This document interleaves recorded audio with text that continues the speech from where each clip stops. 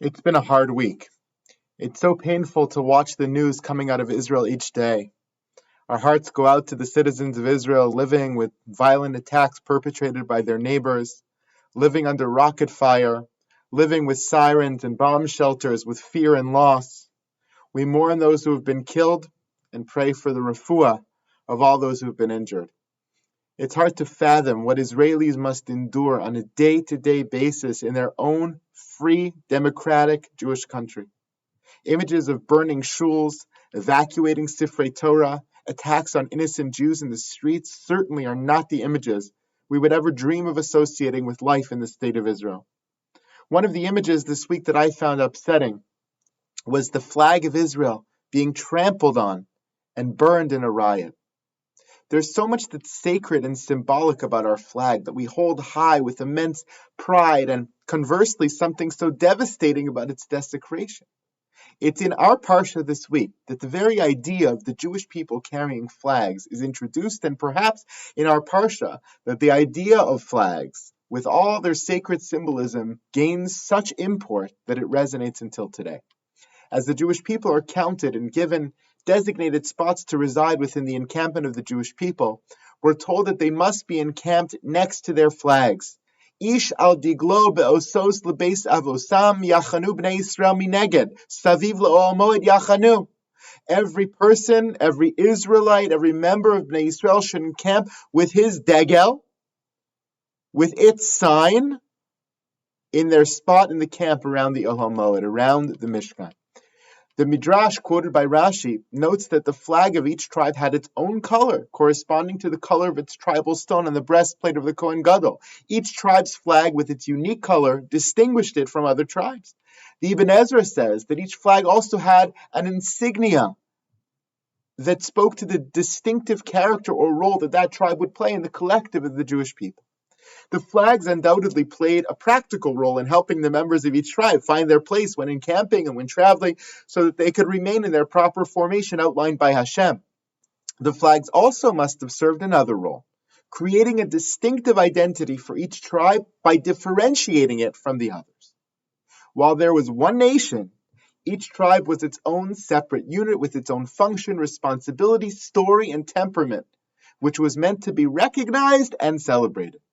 Rashi goes far as to say that maybe the flags of our Parsha were the paradigm or the inspiration that led to all leaders and today all countries creating their own signs and symbols and coat of arms and flags that bore their brand and displayed to the world all of what they were about. If these flags played such an important role for the tribes in both the practical and more theoretical realms, why did Hashem wait so long to give them their flags? Why did Hashem wait over a year until the second month, Iyar, of the second year after leaving Egypt to designate their special flags in our Parsha? The Jewish people had been counted a number of times already. The Jewish people had been traveling by tribe since they left Egypt. So why wait until now to organize them by area and by flag? They didn't leave Egypt like slaves running away from their masters with no identity and no banner to display to the world. They didn't leave Egypt scattered and haphazard with no time to organize. Yes, they left b'chipazon, in haste, but they still left, as the Torah says, al tzivosam, ordered and according to their host, proudly, with their heads held high, being led by a masterful shepherd, Moshe, and by Hashem himself. So why wait a year to give them flags that could have been useful and meaningful from the moment they left Egypt? Rabbi Yaakov Kamenetsky, in his Sefer Emes LeYaakov, says that the focus on individual traits represented by the distinctive flags would have been counterproductive to building a nation had it been introduced before this point in their journey. He says, Ela shebe'emes inyan hadigalim l'chora hu pirud halavavos. After all, the whole idea of flags is the separation of hearts. Every colored flag has its own symbolism. The pictures that were on every flag. They symbolize the fact that every tribe had its own different direction, its own aspirations. The flags could have easily led to a disintegration of the Jewish people. Flags, by their nature, represent pirud halavavos, disunity, because it's their job in a big and flashy way to signal to the world how X is different than Y. Flags that signified how different each tribe was one from the next could have easily destroyed any chance these tribes had at coalescing into a nation in their nascent days. However, says Rabbi Yaakov, Mikevan shaya lekulam merkaz echad, v'hainu hamishkan, v'kulam chonim misaviv lamishkan, ein ze gorem lepirud, ela kol echad omed al mishmarto, hamyuchedes lo, v'ein kan shum pirud. Once the Mishkan had been completed and the encampment had been set up with the Mishkan both literally and metaphorically at its center, it was time for the flags to come out. Once the nation had clarity about its identity and its values and its principles and all of what united them, then and only then was it safe to highlight their individual difference. Then and only then was it proper to designate their flags and show their uniqueness. Therefore, in terms of the timing, he says, "Lafika kozman shelo kama mishkan velo hayadain merkaz ruchani." So long as there was no central spiritual place for them to unite around. As haita kol ha'uma chativa achas v'degel echad l'kulam. They were one unit. They could only have one flag. They didn't have a flag, but they only were able to have one flag. They were only focusing on what united them. But after the Mishkan was built, there was no more concern about flags. And therefore, since in the second year, in the first month, in Nisan, the Mishkan was established.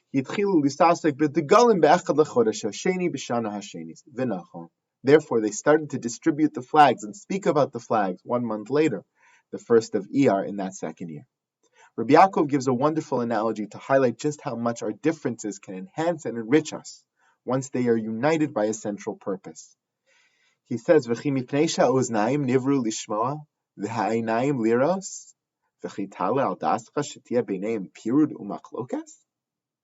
in one body, just because the ears hear and the eyes see, do we think there's some kind of divide and disunity between them? Of course not.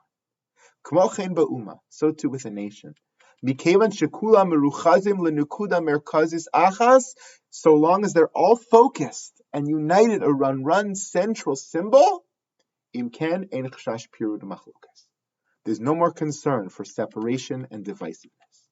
Once the Mishkan was built, every tribe could see before their very eyes that they were all distinct parts of one whole body, serving different functions that enhanced that whole. They could be constantly reminded of what united them, and that made it possible to focus on what divided them as well, not as a source of tension, but of strength and vitality. Once they had built and sanctified and inaugurated the symbol of their central unifying ideals, called the Mishkan, they were now ready to receive their flags. Once they realized that the Torah and the life of mitzvahs that they had accepted at Har Sinai, as symbolized by the Mishkan, was the center of their life, it meant that some huge percentage of their lives now overlap with the lives of Jews from every other tribe, and that the small, albeit they important, differences between them could only enhance and enrich their nationhood rather than break it apart. The Emes Yaakov speaks to the important balance between individual and community. He speaks to the ability of a people united around one central ideal to celebrate their differences and appreciate their differences. He speaks to the Torah as the safety net, the common denominator, the spiritual glue against dissolution. The Torah has always been a force that brings Jews together and reveals just how much they have in common. A recent story I read highlights how this is true not only in theory and in a metaphysical way, but how it manifests every day in different places around the world on a very practical and real level as well. Rabbi Yechiel Spiro, in his most recent book of stories, released just a few months ago after a year of living in a COVID world, tells the moving story of a man named Pesach and some secular Israeli garbage men. Pesach felt sorry for his neighbor Avigdor, who recently lost his father. He knew they might have trouble getting a minyan at the Shiva house because of the corona restrictions and wanted to prevent the unnecessary pain that an avel can feel when he isn't sure if there'll be a minyan. On that particular Thursday, Pesach offered to bring the Sefer Torah from the shul to the minyan. As Gabbai of the shul, he had access to Aron Kodesh and gladly went to bring the Torah. He wrapped it in its talis, closed the Aron, and brought the Torah outside. As he crossed the street, Pesach looked both ways just to be extra careful, and he waited as a garbage truck from the Jerusalem municipality passed by. Inside the truck were 4 secular fellows with tattoos and earrings. All were well built, each sported a different attention-grabbing hairstyle. The man sitting in the back had no hair at all. Upon first glance, one would have assumed that they were the last people who would give honor to a Sefer Torah. So when they called out to Pesach from the garbage truck, he was a bit skeptical. Perhaps I should keep walking, he thought to himself. Wow, was he ever wrong? Allo, achi, hello, my brother, they called to him. Pesach thought about ignoring the man who was calling from the garbage truck, but then the man added, Asur lalechet im haTorah levad. It's forbidden to walk alone with the Torah. Sephardi Jews have a custom never to allow the Torah to be alone with just one person. So if someone's walking with a Sefer Torah, another person has to escort him. In fact, some have the custom that 10 people, an entire minyan, walk alongside holding the Torah. With a rush of excitement, all 4 sanitation workers jumped off the truck and ran over to the Sefer Torah. Surrounding Pesach, they began to sing a vintage Sephardic tune to the words Tzisu v'simchu v'simchat Torah, Utnu kavod la Torah, with palpable joy and innocence, such purity. They continued to dance Pesach and the Torah all the way to the Shiva house. And when they arrived, they each kissed the Torah and turned to go on their way back to the garbage truck and to their route. Pesach put down the Torah and marveled at the glowing spark inside the soul of every single Jew.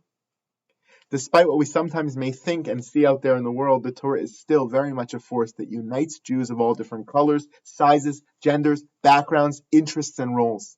The Torah, and more broadly our heritage and our history that stems from that Torah, binds us so tightly to one another.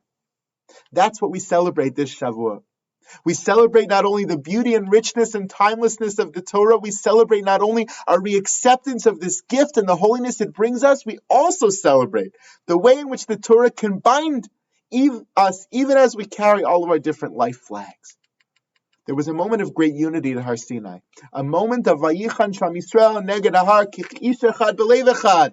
The Jewish people were like one person with one heart. Not just because of their awesome power of that moment, but because there was a feeling and a recognition that the Torah given that day would continue to be a force that could unify us down the road as well. The Ramban explains that the Jewish people encamped around the Mishkan in the center meant to replicate and to simulate them surrounding Har Sinai and to carry a more reduced version of the experience of Matan Torah forward in Jewish history. The ability for different Jews to feel connected to one another despite their differences was one of those facets of the Sinai experience that the Mishkan perpetuated as well. Thousands of years later, we continue to relate to each other and to feel for each other, even though we could not be more different than one another. I believe that this week, in fact, the past few weeks, we've all felt this idea of the Emes L'Yaakov in a deep way. The stories coming out of Israel and the lives that have been affected tug at our hearts and make us cry, even though we've never visited some of those places and never met some of those people. I've never been to Ramla or Lod, but feel like their burnt shul is my shul, and their bruises are my bruises. I've never been to Sderot and have rarely visited Ashkelon, but feel like the rockets that hit their homes hit mine. And like those that they have lost come from my own family. I'm sure you all feel the same. This week, Jews of all sorts, of all views, of all religious affiliations, of all languages and cultures felt like one people, mourning together, praying together, feeling for our brothers and sisters in Israel, as if they were simply another limb of our singular body. We may be different, but our differences do not divide us because we are united by one thing, the Torah, and its promise and its belief in the right of the Jewish people to live in its ancestral homeland in peace and security without being attacked and without living in fear, without needing to shut the door to the bomb shelter to make it through the night. That feeling of connectedness, despite our thousands of miles of distance, and despite our completely different lives, and despite our having never met, comes from somewhere. Hashem, with infinite wisdom, firmly planted that Mishkan at our center for us to share before giving us our flags that showed how different we would be from each other for the rest of time. By doing so, he implanted within us the notion that at our core we can always remain connected. May our feeling of connectedness that we feel today extend to times of great celebration and safety and security and peace that will, Emirza Hashem, come to us in the days to come. Shabbat Shalom.